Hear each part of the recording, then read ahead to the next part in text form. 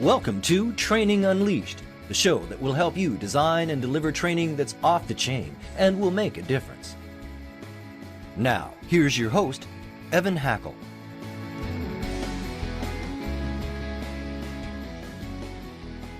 Hello, everyone, and welcome to another exciting edition of Training Unleashed. This is going to be really fun.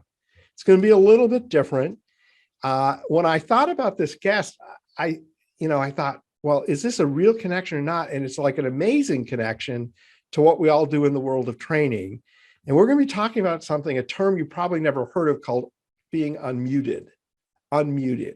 And so it's going to be really interesting. And I think not only will this help people in the world of training, I think it's going to be something really interesting to think about for yourself personally, your family, your life. So it's going to be really cool. Before we get going, of course, I have to thank my sponsors, C-Suite TV and C-Suite Radio. Without them, I can't do the show. So I really appreciate them. My guest today is Heather Hansen. She is the CEO of Global Speak Academy. And she is launching, and if you listen to this later, it's already launched, but if you listen to this the first week of the show, she's launching this book called Unmuted: How to Show Up, Speak Up, and Inspire Action. So let me just start with the softball, most simple and easiest question. What in the world do you mean when you say unmuted?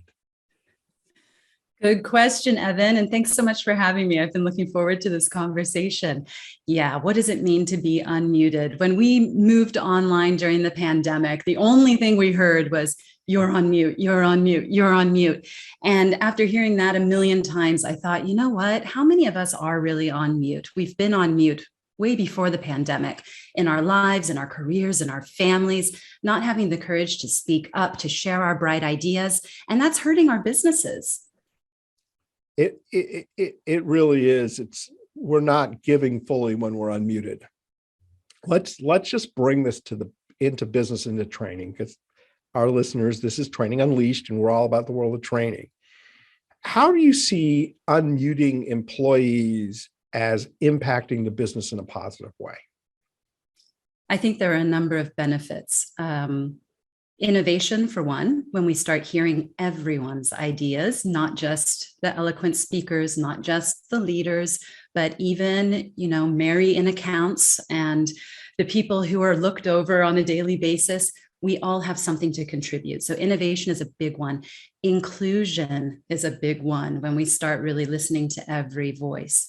I think as we begin unmuting, and there are a number of different movements happening, the Fearless Organization with Amy Edmondson, psychological safety, greater awareness around cross-cultural issues. There are so many things coming together right now. And I think we have a real awakening happening after the pandemic, where we're looking for new styles of leadership. We're looking for a new way to interact in our companies, a more human way to appear at work. And when we start showing up fully, I think we're going to see a massive shift in the success of businesses in all of these different ways: innovation, inclusion, and ultimately the bottom line, profits. I totally agree. And, in my life, I think I've seen a lot more unmuting than when I was a kid.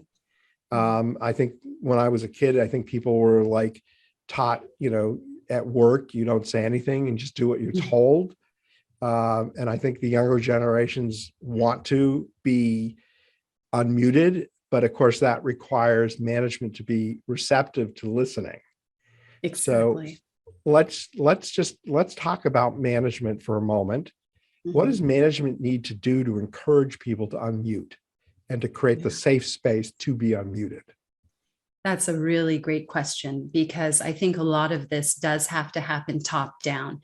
We have to see leaders showing up and unmuting themselves. Now, the big bad word, and every time I say it out loud, I get the worst feedback from leadership, and that is the word vulnerability. Anytime I bring it up in my talks or workshops, I will always immediately get a hand in the air going, why do I have to be vulnerable? Vulnerable is a bad word. I don't want to be weak. I don't want to be seen as weak. And there's a lot of cultural issues tied up in this as well, of course. But I think it's important that we start realizing that vulnerability isn't a bad word, that it doesn't mean putting your private life on a plate for everyone in the office. It doesn't mean crying at work. It means showing up and sharing your full self, not just the professional side. And I think I'm even struggling with it. I struggled with it as I wrote the book. I kept reminding myself, Heather, unmute, live your mantra. We, as leaders, we have to walk the talk. Now, that doesn't take the responsibility off of everyone else, because we also, down the ranks, need to be willing to speak up in a toxic environment, need to be willing to speak up when we see a mistake, and be willing to speak up with the very positive and good ideas that we have. And so it does go both ways. But if the management is not creating that open culture where we aren't afraid of failure, where we're able to speak up without negative repercussions, we're going to run into some problems. So I think you nailed it right there. It starts at the top. Yeah, like almost everything, really, people have to lead by example. When I'm listening to you, and one of the things that I talk about a lot are people that are evasive.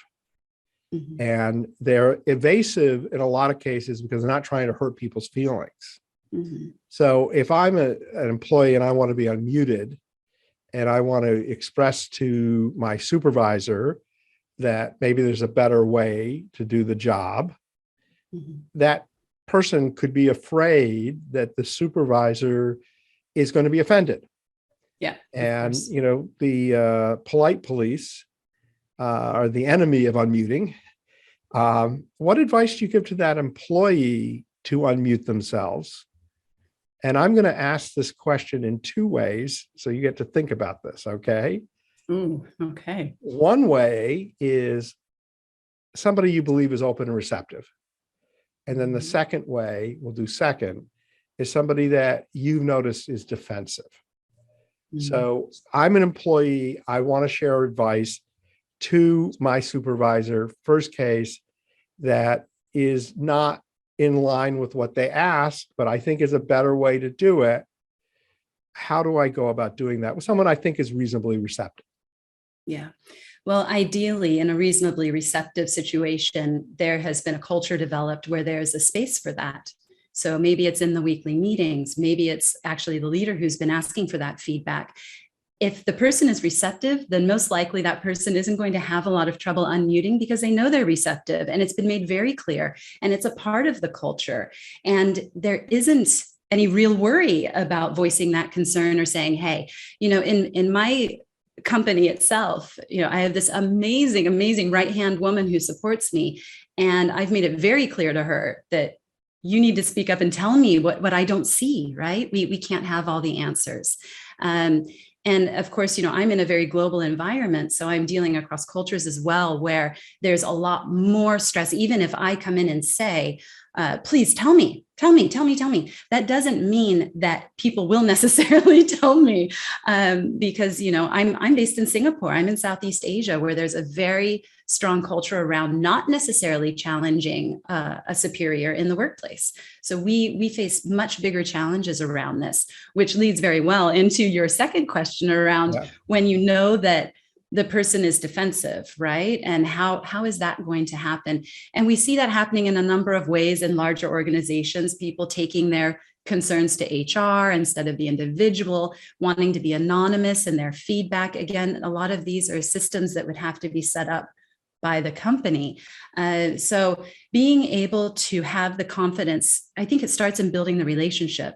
So being able to sit down with a superior, this idea of managing up is very difficult for a lot of people, but being able to sit down with that person and be quite open and honest with them and say that focusing on the situation and not the person. And I think that's the most common feedback we hear, right? To say, I've been thinking about this project and I wonder if I could just share some different ideas with you that I was thinking about. Not to say, I don't think that the direction that you're taking is the right way. That's not what we're doing. Being unmuted isn't just throwing your ideas in someone's face and being hurtful. It's also being conscious and aware and emotionally intelligent. So it is about building the relationship with the individual, focusing on the situation and not the person, and airing your ideas and airing solutions and not just focusing on problems. So the big distinction I'm hearing between the two is with the person that generally isn't receptive, you're asking for permission. Yeah. And if you're asking for permission, most likely, this is the interesting thing, is the person who isn't receptive probably thinks they are. But very true. When very you ask true. for permission, then they really have given you permission.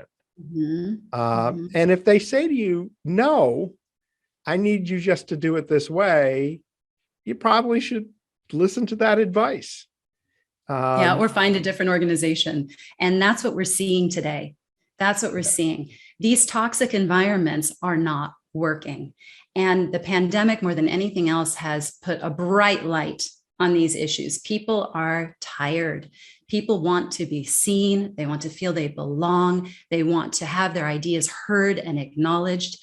And we're seeing right now that shift. People who are not appreciated at work are leaving, and they will continue to leave. And I think until we get back in touch with our human skills and relearn how to be human after working through technology for 2 years, we're going to see a lot more problems like this. So let's have a role play. I find on this show, role plays work really well and interesting. Really putting me on the spot here, Evan. I like it. Okay. Yes, I'm putting you on the spot. You're my manager, and I have been a very good employee. I do everything you ask, but I never give you ideas. I never give you any suggestions at all, but I'm one of your best people. Very productive and meeting all my KPIs and all of that. But I kind of, don't want to rock the boat. And you want to encourage me. At least I'm assuming that. So be my manager and help me become unmuted. Mm-hmm. Okay. Well, number one with you, Evan, when we are in meetings, I know that you have amazing ideas and I want everyone to hear them. And if I'm doing my job properly in the meeting, I'm going to be turning to you and specifically asking you for feedback. So I might warn you of that and say, I want you to know that in the meetings, I know that people are sometimes talking over you. I know that you have ideas that you want to voice and you aren't getting the opportunity. So I'm going to make sure that I create that space for you. I want you to be able to speak up in those situations. And how do you feel about that? Heather, I get nervous. I get nervous because I don't want people not to like me or to think I have bad ideas. Yeah, that's a really common concern. And I don't think anyone on our team would think that, right? Our team is here to support you. We want to hear the ideas that you have to share.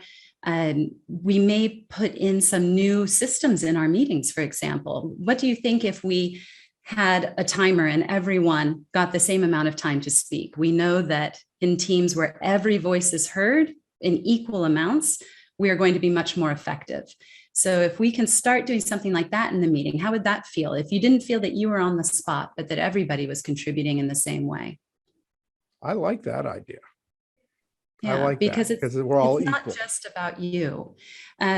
We need to hear equally from everyone. So we need to be able to turn down some of the louder voices who might be over dominating, speaking over you. And I know there are a couple of people on our team who can dominate the conversation a little bit, but we also need to hear equally from you and your ideas, because I know that you have great ones. And often after the meetings, you come to me with those ideas.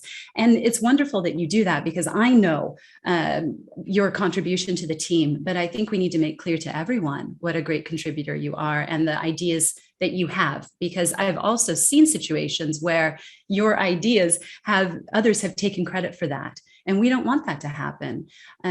So we value your contribution. We can end our role play. Very well done. Thank you very much. But this is based on the research, right? And that's why, as a leader, we need to start putting into effect some new systems, right? We know that equal talk time from everyone is going to be more effective. We talk a lot about diversity, and that's fine to have demographic diversity, but we need cognitive diversity. We have to hear the different thoughts of different people, the different ways our minds work, or else all those wonderful demographics really mean nothing.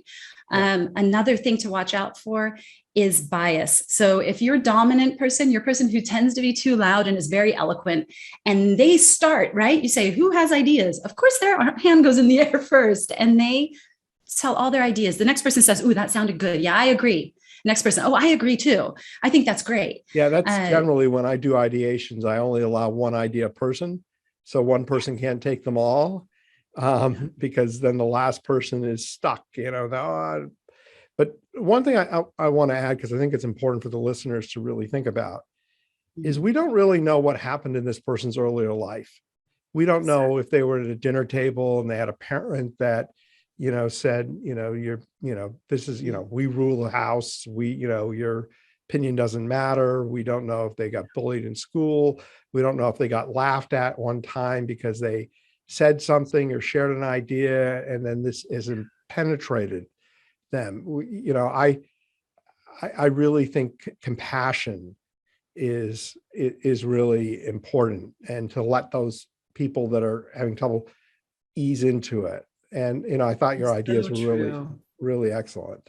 That is so, so true. There is a lot of anxiety. I call it expression anxiety, because I think it can come out just as easily in any form of expression, not just speaking. It can be in writing. It can be writing an email. It can be, writing an article, or internal communications, external communications. There's a lot of anxiety around sharing ideas. And you're right. It goes back to the dinner table when they were kids. It goes back to those high school friend groups. It goes back to speaking up in a lecture at university, or in the first job or internship. And those things sit with us for a very long time. And that can be very difficult. And in global communities, we have additional language barriers. I speak foreign languages. I've been through that feeling. And to imagine what it's like for people who are working and living in a foreign language every day, it is an enormous additional mental load that they are carrying simply to speak up in the meeting. And I know how that feels, and it's incredibly difficult. So let's shift gears and go the other way. Mm-hmm. We don't need to do a role play this time. You have somebody that shares, but they dominate. Yeah. And not only do they dominate, but they're upset when their ideas aren't all accepted, because not everyone's idea unmuted are great ideas. Some are great, some are not great, and some inspire great, right? Yeah. Maybe their idea isn't good, but someone else builds on the idea. But let's just say you have somebody on your team and they share, but they tend to dominate, share a lot, and then get upset when everyone doesn't love what they said. What advice do you give for that situation? Oh, this is a very, very common situation. And the first thing is to point out that being unmuted doesn't mean that you're just talking all the time. A part of unmuting is knowing when to press mute and listen. And that's what I call conscious communication. That's around self-awareness. And typically the people who are too loud and dominating are lacking that self-awareness. They are not reading the room properly, don't have maybe the emotional intelligence in certain situations. And I say this from experience because I can definitely dominate discussions. I'm a speaker, a trainer. I love to talk. I've talked my whole life. This is what I'm good at. So of course I do this a lot. And it's about raising that awareness, starting conversations around this in the company, simply putting into effect new policies around this is how meetings are going to work from now on. And we're going to hear equally from everyone. That's giving the signal that we are equal here. Our ideas are equal, and we're going to listen to everyone before we make decisions. And it's about starting to raise awareness, self-awareness first, around this, because the person who is dominating, when they're put on a timer and they only get 5 minutes and they realize they're not halfway through their ideas, it's like, oh, wow, maybe I've been contributing more. They usually don't realize because the awareness is lacking. They don't realize they've talked as long as they have. And often when they come to that realization, they're a little bit embarrassed about it. And they think, wow, I honestly didn't realize that I was dominating that much. So that's an important thing to look at, is how do we just get those people to be a little more self-aware and start listening a little bit more? And that could be a skills gap. It could be a training opportunity, but not necessarily. I think a lot of these are larger conversations that are happening in the company culture. Yeah. So we could talk forever about your book. Of course, we want people to buy it. One of the things I think is interesting about your book is it's not really just a book. It's more than a book. Yes. And I think that we're going to see a lot more of the more than a book in the world to come. But I'd love to have you just explain how your book works, because I think that might alone be worth buying the book. But I think it's really cool. So yeah. Oh, well, thank you. And thanks for the question. Yeah, when I set out to write this book, I knew that I wanted it to be more of a learning experience, not just a book that we read or listen to. There is an audiobook as well, which I got to read. I was going to ask you that because I'm an audiobook fan. Oh, great. Yeah. And I got to voice that, which I thought that had to happen. It would be very hypocritical, I think, for someone else's voice to be on my unmuted book, right? So yes, there is an audio version. But what is a little bit unique about this book is, first of all, we have an unmuted assessment, which is showing you, okay, where do you move on this scale? Are you a little too loud? Are you too soft? Are you fully on mute? And then that directs you into the book, into what areas you probably need to focus on most. In addition to that, we have a discussion guide, a very full discussion guide. I'm going to stop you for a second, because your unmute assessment is what a great way to have a conversation with your team about being unmuted. Exactly. Have everyone take it. How'd you do? And what do you think? And have that discussion. Just that tool alone has a lot of value. Just that alone. Exactly. Yeah. Because that person who's always dominating goes, wait a second, this ranked me, it was way too loud. How can that be? I don't think I'm that way. And do you think that? And of course, it's a conversation starter. It's that opener. And you start to realize that maybe there are people who have been quiet who wanted to speak up more and you didn't realize. So that's a great starting point. Just that alone, as you say, can work wonders in the team. Then in addition to that, what I've done is put together a full discussion guide with a video that goes along with every chapter. So you can read the book as a team, and at the end of each chapter, you watch these are short videos that are giving you additional prompts, considerations, stories, things to think about, ways to start conversations with your team around these topics. So that really gets that conversation going. And the book is broken up into 3 sections around conscious, confident, and connected communication. So you can kind of focus maybe a quarter on one and then a quarter on the other, and really be, have a good progression of learning. What are those 3 sections again? Confident communication, which is really around self-confidence and skills confidence. So is it a skills gap or is it a self-esteem issue? Then there's conscious communication. That's our bit about self-awareness, cross-cultural communication, listening skills. That's the part that the people who are too loud need to work on. And then we have connected communication. And that's about how are we creating the psychologically safe environment and the emotional intelligence and human skills that we need to help people to speak up. Because if we don't have that, those are the people who are on mute, who feel that they can't say anything. So we need to work together to build that kind of culture. And I think this book can be applied to families just as easily as workplaces. I obviously, because I'm in this, but we all have blind spots, I worry a lot about, am I muting my children? Am I muting my husband? And how am I contributing to them having a voice or not having a voice? And so this plays out in relationships as well as the workplace. So I think the assessment and the discussion guide are great ways to get started, and you can really transform the team simply using those tools. And in addition, we have an implementation guide for people who really want to dig in the workplace to start rolling out campaigns and having unmuted mic nights and starting discussions and opening the culture to this concept of really being unmuted and speaking up, showing up, inspiring action in the organization. So I want to before we go further, I want to bring this to the audience because we're having this conversation and I want to just laser this into training because this is Training Unleashed. Yeah.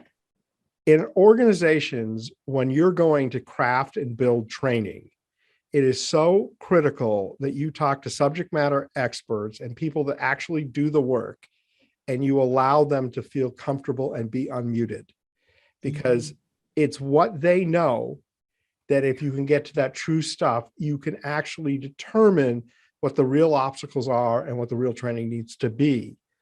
And having an environment where people aren't just yes, yes, yes, yes, oh, we're just going to redo this, slightly change it, but to allow those people that actually do the work to be unmuted, I think it is really powerful. And you mentioned this before, but I'll just highlight it again.